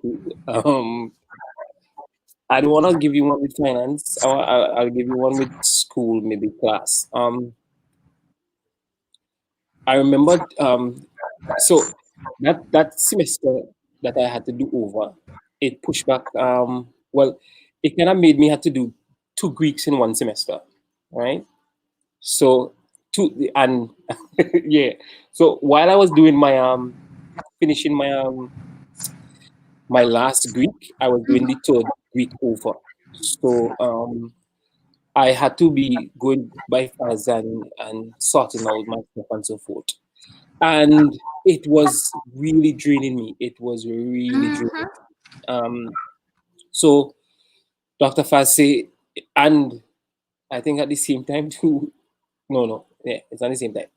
And I think my wife had started school, so there was a bit of echo in the house in terms of everybody, and well, we kind of just back and forth in schoolwork and hardly had time for each other as much. And I don't know, in the end, like coming down to the final maybe 2 weeks where you have to pass in your Greek paper, my Greek paper was like just at the beginning. Hmm. So I went to Dean, thank God for Dean, and Dean and I sat down one weekend, and we practically finished my paper in one weekend. Um, Wow. yeah, I had a lot of the things, like I did a lot of them, but I didn't I didn't bring the paper together. So the paper wasn't together. And Dean sat down and helped me bring it together. And I went home the Sunday morning and sat down again and finished editing and adding most of the stuff. When I sent it, my people, Dr. Faz was like shocked. Like, you did all this, Dorian, and it was not me. It was God. It was Yeah. God, because I know with what I was going through, what we were going through as a family at the moment, and just finance is always a heckle too. So finance was always in my head as well. It was so much stress, and God still came through. Um, I really like that weekend. It was like, I can't believe that we did so many work over that weekend, and my paper was completed for the Monday, so it wasn't late. And Dr. Fuzz was like, "See, Damien, God worked things out for you." So, Exactly. and I got an A. I got an A for that course, Beautiful. and I was doing two Greek 3 and 4 at the same time practically. So it Challenges. was challenging, but God came through. Yeah. Amen. And for me, I remember it was 2018, the same year when I stayed for Christmas. I got sick, really, really sick, and it was this intense pain in my lower back. And I had no idea what I think I knew I went and I exercised. I remember exercising with someone maybe 2 days before. We really exercised. So I don't know if that contributed to it. But when I tell you I was sick, viewers, it's like I can't move on my own. I can't do nothing. I remember I told you I was alone at that place. And I remember it was 11 something the night. I called Jamel Providence. Well, he's not here, but he's also on our grad committee because most of my friends were away. They gone away. The two female, one of my nurse friend, Karen, she was not living far. But where Karen was living, it was still far because she couldn't come out as a lady during between those cracks. So there was no female to come to my rescue at after 11 in the night. When I called Jamel, I said, Jamel, I am not feeling well. I cannot move right now. It's like I can't practically do nothing on my own. He asked me the question. He said, do you want me to sleep over? I said, well, definitely, because it's like, if anything happened to me, I can't, there is no way and nobody I could actually turn to at this point in time. He came over. When I can remember when is it for I cried that morning. I cried. Jamal watch me like, I don't know, you men are different how you express yourself and women are being emotional, right? And when he watched me crying, he was like, I have to go out now because I think it was 6 o'clock in the morning by the time I got up. But he went, well, my fridge, thank God for Dr. Wilson, who ensured that my fridge was packed for that Christmas. So he bought stuff for me. So my fridge was packed. I had everything I needed. So I said, Jamel, just go in the fridge and just bring out some fruits and some other stuff. He brought up everything. And for those of you who know Jamel, you know Jamel when it comes to presenting and when it comes to ensuring that meals are being in a certain way. He brought all this stuff, brought my water, ensured that I got everything for that morning. He left. Then after some more came over because I had to go to the hospital that morning. And y'all know medical associates and money. So in my mind, I'm thinking that, hey, I have to go to the hospital, the school's recommended hospital, but I don't have money. Suppose this bill is so high. Luckily, I called Pastor Onesi. He helped me. He was in Guyana, but I got to fill up my insurance claim. So at the end, when my bill came back, it wasn't that much. Medical associate gave me another paper instead of, so when I thought that I would have been completely healed there, when they checked me, they gave me now a slip to go and purchase medication. While I had food in my cupboards and everything, I didn't have cash, right? But it's a good thing for Dean Arthur. After she found that I was sick, Dean called me. She said, how much money you need? And I explained to her. And I said, I hate medication. I hate tablets. I hate it. So I said, you know what, the quota that they give me, I'm not going to buy so much. I'm going to purchase half the amount. And I purchased half the amount of medication. It so happened that Samora continuously, he went with me to the hospital. He checked on me. And I am thankful how within like it was, I didn't tell my parents anything about my sickness because I'm like, they're in Guyana. If anything happened to me, they can come to Trinidad. They ain't get no contact for anybody in Trinidad. So why I calling them and stressing them, but I sick. Um, and it so happened the afternoon when I came back from the hospital, then it's when I called mommy and I explained to her what I went through for the past, I think it was 2 or 3 days. Well, my mother is very level-headed, so she didn't fret, she didn't like take up. I said, you don't worry, but I'm fine right now. And the pain gradually started going, and some more constantly keep coming and check. And then I had a few friends, they came over and they checked. But what I'm saying, I am thankful that God intervened. I was healed until now, don't know what I really suffered from, but I'm thankful for genuine male friends, because you know the first thing somebody might think, oh, a male sleep over by you. I am thankful that we have men, Roxanne, Darian, Abigail, and even Domian, men who are genuine, who could take care of you without any meaning or anything attached. And I'm so thankful and grateful to those guys. I mean, I express thanks to them already, but publicly I'm doing that they were the only person in my reach at that point in time. And they ensured that and they took good care of me. So Jamel and Samora, whether you listen to this program or not, I'm saying thanks again publicly for what you have done and for me and how God would have intervened there. And so my final question to us as we wrap up this program today, I want to know if by chance, well, I think all of us should, but what was your Bible text that you used to really support your journey while you were here at USC?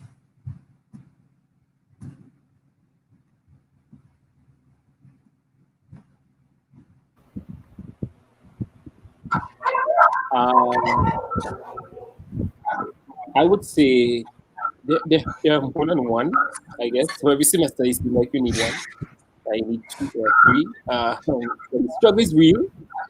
Just by listening to you, I must say, it's so nice that we could share that when you're at USC, there's a web or there's a web that's weaved around you that Sure. you can feel secure, and they are family. You know, you didn't have to revert to your family back in Guyana because the family that is here did take care of you. And Yeah. Pastor Unesi, who is a wonderful man, I must say that he really looked out and looked after me as well, even though I'm not a Guyanese. So he made it his business to know me, and that was interesting as well. To the fellas that you mentioned, Jamel and Samora, wonderful fellas as well. So yeah, the web of that is weaved around us. It's wonderful that you always have somebody to lean on, to rely on. You don't feel like you are alone. You know, Yeah. in solitude. Um, Text. I would say Second Peter 3:9. The Lord is not slack concerning his promises, as some men count slackness, but he is long suffering to us words, not willing that any should perish, but that all should come to repentance. And that text, I understood that God's promises are real, that he continuously give me the unction to function, continuously provide it for me. Um, there are so many moments. One time I could point out specifically, my wife and I, we had like, I don't really want to share our business here, but let me just share. Um, we had like $100 or $200 to make groceries for the week, and that's not any money in Trinidad.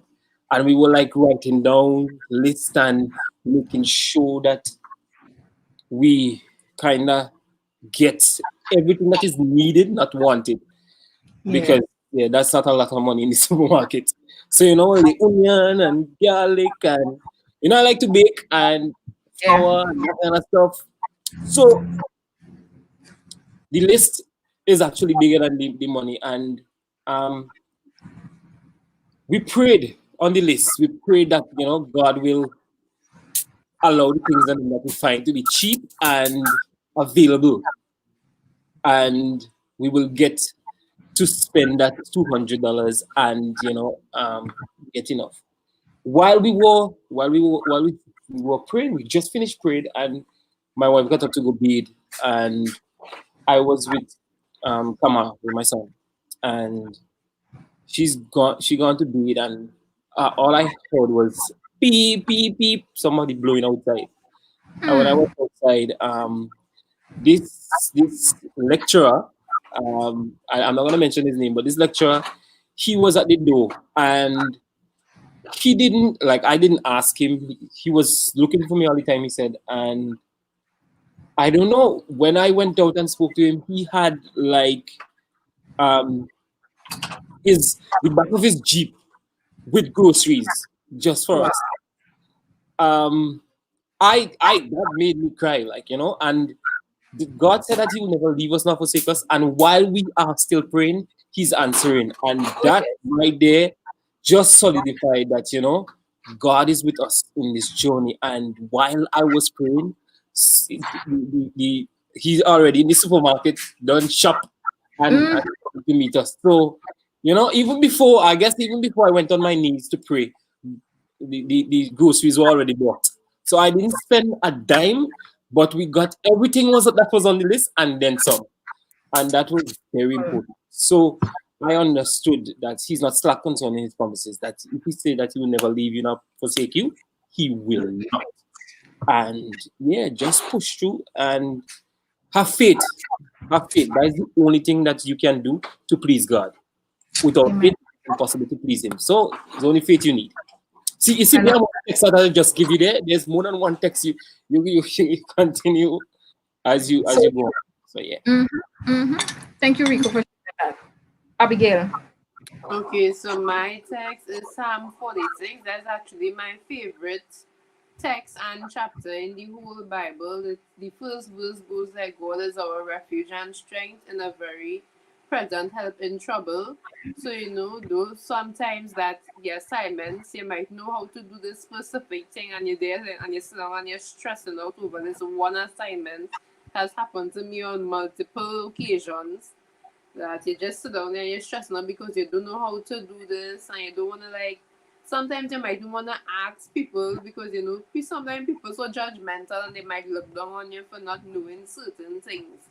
So you just try, and I will sometimes go and read this text and then come back, take a break, go and walk around outside, and then I will come back and I will sit down and you will just start to write.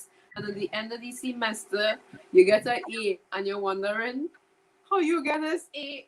And then it's like, just God is just calm you down and provide for you. He's always be there for you. Just go to Him with whatever little problems that you're having. Once you put your mind to whatever you want to do and you just pray and ask God, He will just be there to bring you through it. Ariane. For me, the text that has brought me through is a very famous text that a lot of people would know, which is Philippians 4:13. I can do all things through Christ who strengthens me. I think after a while of getting busy in so many clubs and activities, sometimes you really start to feel stressed, like, oh my gosh, I have all these things to do and so little time to do it. And sometimes the mistake that I would have made a couple times is to start reviewing my work or doing assignments without praying, because that seemed like it was not fruitful at all. And after a while, I'll be there, half an hour has passed, an hour past, I say, Darren, have you prayed? And then I would take some time to maybe sing a song, recite this text, and then start my work, my assignments or studying. And it really did help. Even in this last semester, when all of these negative things would come at the end of the day, I said, you know what? I'm a child of God. I can do anything to Christ who strengthens me. And I believe that that's what really Man, helped me to lovely. get through everything. I love that. Roxanne. Well, mine is Joshua 24:15. And if it seems evil unto you to serve the Lord, choose you this day whom ye will serve, whether the gods which your fathers served that were on the other side of the flood, or the gods of the Amorites in whose land you dwell. And this is the favorite part. But Oh, as for yes. me and my house, we will serve the Lord. So I'm gonna emphasize on the last part because when I reflect on my younger years and days, um, I did a lot of stupid things. So I mean, influence of friends, and well, basically putting myself in situations that I wasn't supposed to be in, and so coming out of that, this text reminds me of that and what I chose to do. So knowing my purpose, it really did guide me along the way, well, in my journey at school. And this is what I want to do, and more so, I know this is what God wants me to do. And once He brought me to it, He will see me through it, and He did it. Amen. Amen. Thank you, Roxanne. And mine is First Peter 4:7. Cast all your cares upon him, for he cares for you. I don't think I have to explain that. Just do it, audience. Just do it, and you will recognize how awesome God is when you see we talk to him about what we're going through. I just want to put a few comments from the audience up. Some persons would have sent their congratulations. So Ashiba, we want to say thanks to you for your congratulations. And I know my team, my other graduates, friends, colleagues, they're happy about that. Dr. Andre Hidar would have sent his congratulations also. Uh, well, Pastor Hines, yes, and thank you all for making this afternoon productive, because that's only how we could have been able to, come through with this program. Let me see. Odesia, congrats, guides, blessings for many more successes. And then we had Tonette Bowman. Congratulations to all of you, class of 2020. Yeah, she's an alumnus of USC too. God's continued blessings to you all. And I want to put up this comment from Ronald Ford, his best moment from USC. He had owed USC $3,419. He did not know where it was coming from. He prayed. In a conversation with a guy, he said, I'll clear it for you. There was another time the Guyana conference prayed on my account without even asking. God has been amazing throughout the journey at USC. Even while playing cricket, I prayed not to out. Oh, yeah, I didn't. Yes, sometimes you did, because I was in the cricket field when you out that particular moment. I will never forget that moment when you out. But nevertheless, yes, I know he's an excellent cricketer too. Also winning, yeah, Mr. Culture, when he won Mr. Culture USC, that's for Guyana, in the year 2017 or 2018, I think that was. And thanks, Ronald Ford, for your comments. And of course, Mel would have said amazing testimonies that we all would have shared this afternoon.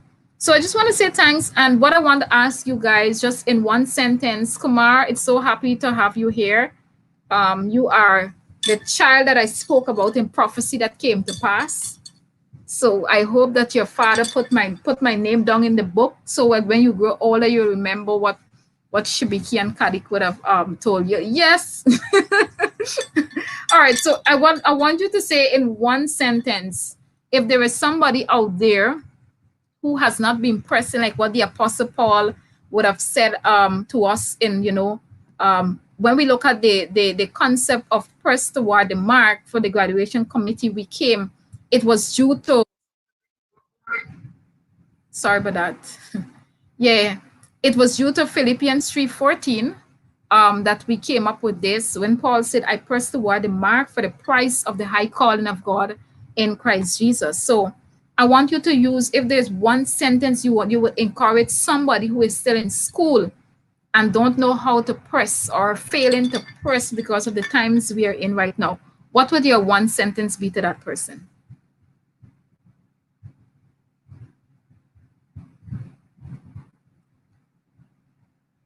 All right. So I want you to ponder on that. Oh my God, Josette, thank you very much for your congratulations to us. We accept it.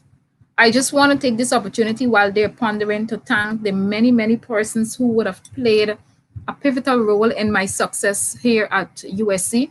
We still have our official function domain. We will still, the few of us who are here, we will still plan to have something. Abigail, you'll get more information about that. Well, Darian and I, we are planning this. Roxanne is just a PT in Guyana.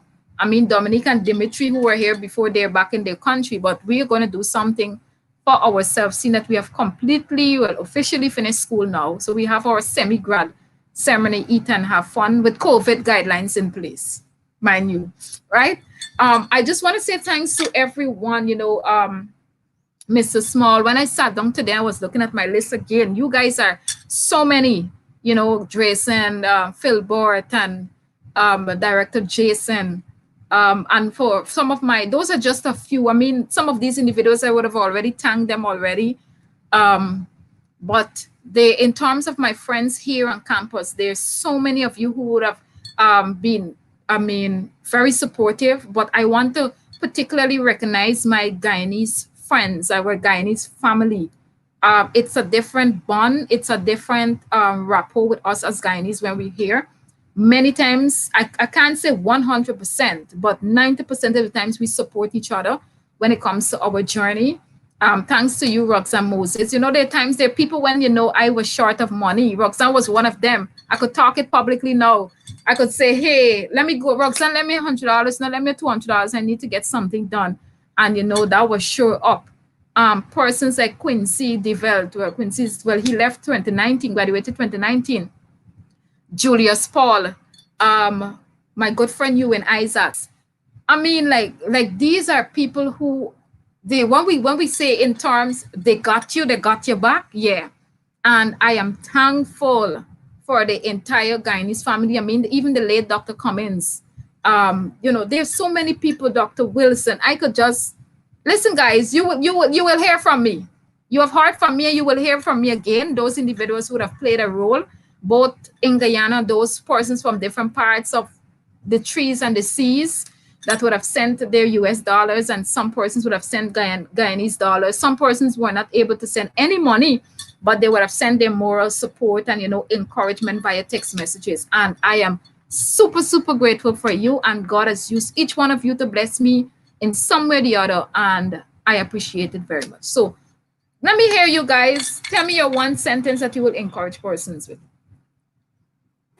Okay, so my sentence is to press towards your ultimate goal and complete it. I love that. Press towards your ultimate goal and complete it. Nice. Who will be next? I ain't calling y'all names now. I'm just ensuring that y'all set. I know people sit down. I wonder if you can call my name now.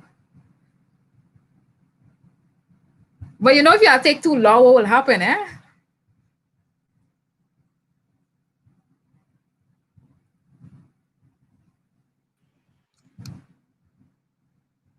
Darian still thinking. Roxanne still thinking. I don't know. Okay. I, I was leaving it for the ladies, but okay. I would say persevere to the end. God started this with you, and He will see it to Amen. completion. Lovely. Beautiful. Roxanne. The visions that you have in your heart have the potential, has divine potential.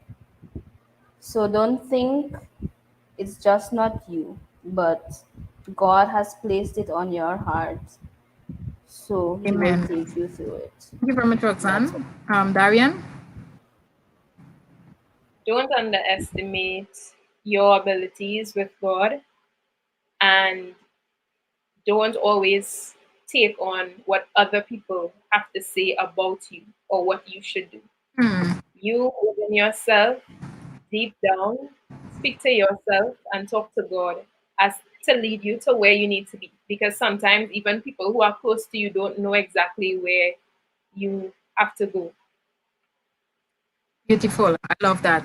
And mine would be I found this on one of those, we call it is meme or meme, wherever it is that you call it, right? What's the technology? Memes. Yeah, one of them. And I found this, I have it in my room right now, and I decided to personalize it. But I want to encourage you with this same one, that God is fighting your battles, arranging things in your favor, making a way even when you don't see a way. Make this personalize it. You could say God is fighting Domian's battles, arranging things in Domian's favor, making a way even when Domian don't see a way. So you can take it, put it in your room to all our viewers, and trust me, you will see how encouraging it is when you wake up in the morning and you are looking at it. It helps a great deal. So I want to ask graduation committee. I know I wouldn't have another grad program like this, so you can raise your Kente Claw. This is the very first time. Come on, God is great. I know some of you have your names down, but kudos to the class of 2020. God has really and truly worked out for us. You can raise your medallions for those who have it on. Yes, we have pressed toward the mark, and we are happy that God has seen us through. So while these things are they're just medals, they will go away. But what the reason why we purchase them, the reason why we have them, is that at the end of the day, when we hang this up in the wall, we will remember our battles, we remember our stories, we remember our victories, our disappointment. But most importantly, we all will remember how God came through and fought our battles, how God would have arranged things in our favor, how God would have made ways of us earning monies upon monies. And let me tell you something, when I check my account and I see, Rico, that I would have spent, and Roxanne, you may not understand the Guyanese dollars, but when I checked it and I realized my account is 160 something thousand dollars I would have spent here at the USC. And when I check, compared, Roxanne, when I did the conversion in in Guyanese dollars, girl, there is no way I could have come up with 4 point something million dollars just for first degree. Like, come on, that is only God could have done that. So thank you all. Mary, Before you close, yeah, can go I ahead, add Roxanne. something? Just pertaining to what you just said. I just want to share this. Listen to it. God never gives you a dream that matches your budget. He's not checking your bank account, he's checking your faith. I love it. Amen. Thank you. That's all. Repeat it again, just in the event anybody missed it. Okay. God never gives you a dream that matches your budget. He's not checking your bank account, he's checking your Checking faith. your faith. Somebody needs to have some faith in here, up in here, up in here. You know what I'm saying? Pastor Jackot, you may not listen to this, but thank you for your Yeah, prayer. Roxanne, you need to send that message in the chat. Yes. Yes. Would Roxanne and Yes. Kalifi, please? Yeah, put it in the chat, so we can they can share it, they can personalize it, keep it, and and all that. So Pastor Jackot too, for all the prayers, the exam prayers, we thank you, and all the lecturers from the School of Theology and Religion, and lecturers from the Education and Humanity, lecturers from the School of Social Social sciences. Social sciences.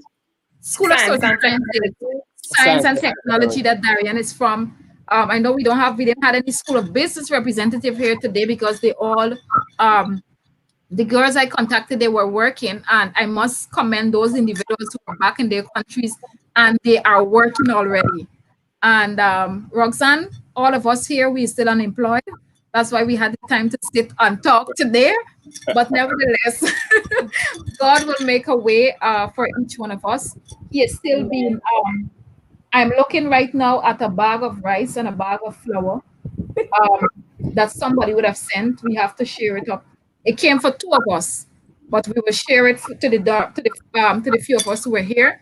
And I'm saying that is God. Vico, your story. I was about to go purchase groceries, and I just didn't get to go that day. And all of a sudden, I heard a car. Somebody, because she be come outside, somebody's here to you. When I stepped outside, there was a box with groceries for me. Look, God is greater. So for those of you, please, we are unemployed. Feel free to send your monies to us still. We will still need it while we are trying to still survive. I endorse the message. Thank you. I endorse And this as thank well. you. I endorse that message. All right, so I want to say thank you to the two gentlemen who had to leave, Dimitri from Tortola, who would have completed his BA in computer science and a minor in behavior science. Thanks to you for being here. We had Dominic Merrick from Barbados, who would have completed his degree in theology. And then we have still with us Darian Campbell from Trinidad here with her degree in family and consumer science. Just give us a wave, Darian. Um, then we have Roxanne Moses from Guyana, the indigenous girl, um, who would have completed her degree also in theology. Abigail Gittins from Trinidad completed her degree in education with a minor in communication. And Domian Neverson from St. Vincent and the Grenadines, who would have completed his degree in theology. So welcome to you guys. I would have completed it in theology and of course youth emphasis and a minor in psychology off to greater heights. Some of us will be soon be working, some of us with our masters.